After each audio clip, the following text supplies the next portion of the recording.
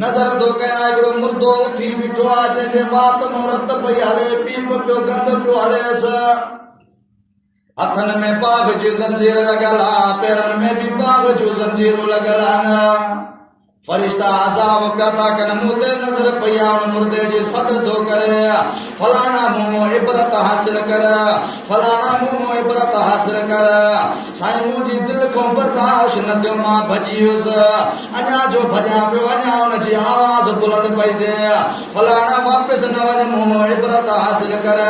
चइसि मां पंहिंजी दिलि खे मज़बूत करे हुन क़बर ॾे आयो आहियां मां हुन खां पुछां थो कयां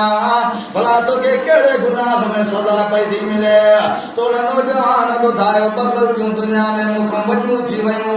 हिकु दुनिया में मां शराब घणी पीअंदो हुउसि ॿिए नंबर ते मां ज़ानी हुउसि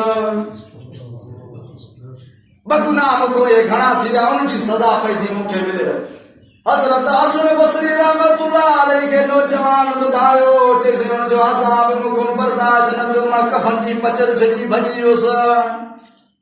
वरी साईं चंद ॾींहंनि खां पोइ ॿी हिकिड़ी क़बर जे मथां मां आयो आहियां मां जो क़बर तो कोटियाउनि मां वणियूं पियूं अचनि दाहूं पियूं अचनि हीअ आवाज़ पई थी अचे मूंखे बचायो उन मुर्दे जी नज़र मुंहिंजे मथां पिया मूंखे चई अदा महिरबानी कर मूंखे पाणी प्यार अदा महिरबानी कर मूंखे पाणी प्यार नौजवान ॿुधायोसीं मुंहिंजी दिलि में रहम अची वियो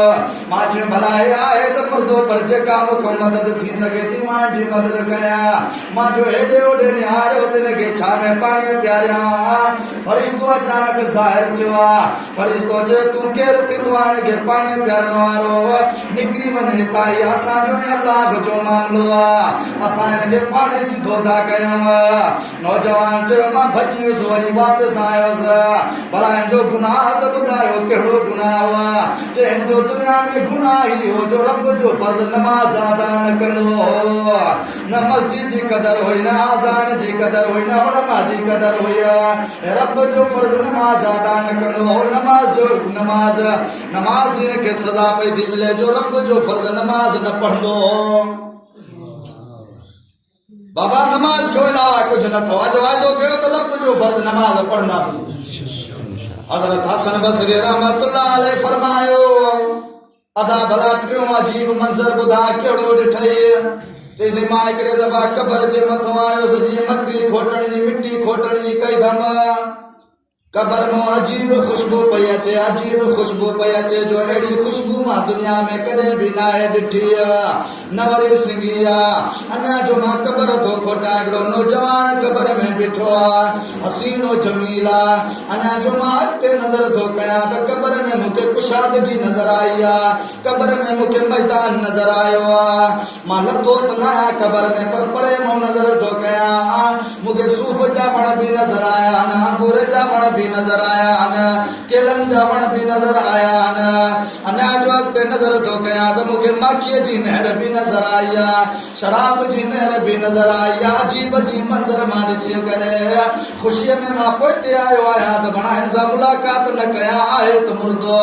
रब जे तरफ़ां इनाम त अथसि पर दुनिया जो इंसान न आहे हे त दुनिया मां हलियो वियो आहे चई मां मुस्कुराईंदो खिलंदो पोइते हलियो आयो आहियां वरी जो दुबारा नज़र थो कयां त क़बर बंदि थी वई आहे साईं मां हिन जे करे तव्हां ॾे आयो आहियां त मां नाफ़रमाननि जूं क़बरूं बि ॾिठियूं आहिनि